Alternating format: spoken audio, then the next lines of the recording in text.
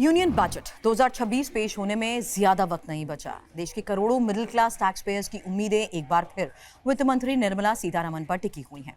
नमस्कार, आपके साथ मैं हूं सुरभि शर्मा और आप देख रहे हैं TV9 डिजिटल। महंगाई बढ़ गई है, EMI बढ़ रही हैं, घर, गाड़ी, बच्चों की पढ़ाई, हर चीज महंगी हो चुकी है।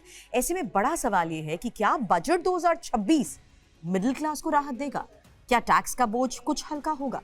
आज इस रिपोर्ट में आपको बताएंगे बजट 2026 से पहले वो 10 बड़े मुद्दे जिन पर सरकार राहत का ऐलान कर सकती है।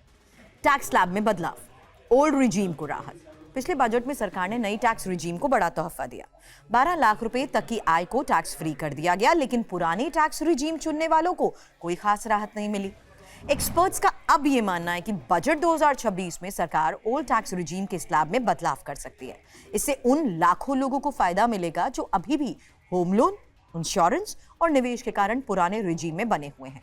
दूसरा, TDS रेट्स आसान होंगे क्या? आज की तारीख में TDS के दर्जनों रेट्स हैं। बैंक, FD, किराया, professional fees, commission. Tax payers के लिए यह सिस्टम काफी कंफ्यूजन भरा रहा है। इसलिए इंडस्ट्री की मांग है कि सरकार TDS रेट्स को घटाकर सिर्फ 2 या 3 स्लैब में ले आए।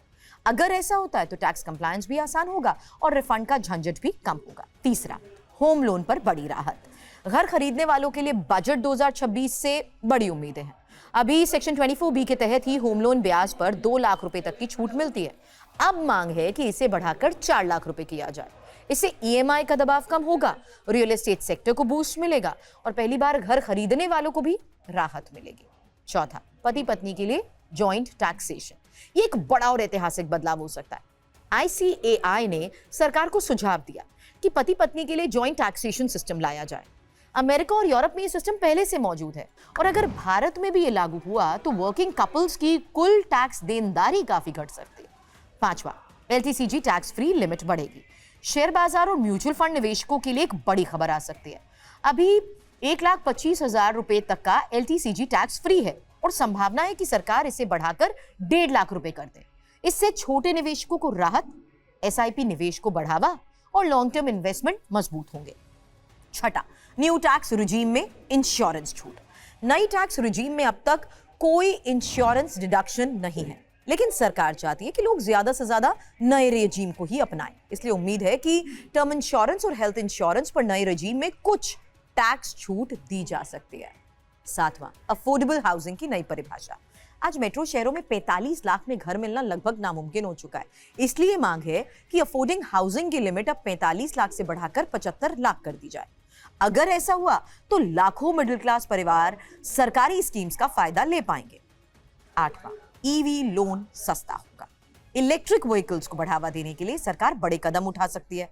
संभावना है EV लोन पर ब्याज दर कम की जाए। इससे इलेक्ट्रिक कार सस्ती होंगी, प्रदूषण घटेगा, पेट्रोल डीजल पर निर्भरता कम होगी। डेट फंड्स के टैक्स रूल्स में राहत। अब पिछले बजट में डेट फंड्स पर टैक्स नियम काफी सख्त कर दिए गए, जिससे निवेशकों की दिलचस्पी भी कम हुई। अब उम्मीद है कि सरकार इन नियमों में कुछ ढील दे सकती है ताकि डेट फंड्स दोबारा आकर्षक बने। ओल्ड रिजीम में स्टैंडर्ड डिडक्शन बढ़ेगा क्या? नई टैक्स रिजीम में स्टैंडर्ड डिडक्शन 75,000 रुपए, लेकिन पुराने रिजीम में अभी भी सिर्फ 50,000 रुपए। और महंगाई को देखते हुए सरकार ओल्ड रिजीम में भी इसे बढ़ा सकती है।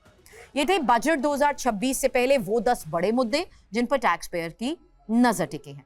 अब देखना यही होगा वित्त मंत्री निर्मला सीतारमण इनमें से कितनी उम्मीदों पर मुहर लगाती हैं। आप क्या सोचते हैं? बजट 2026 में आपको किस राहत की सबसे ज्यादा जरूरत है? कमेंट में हमें जरूर बताएं।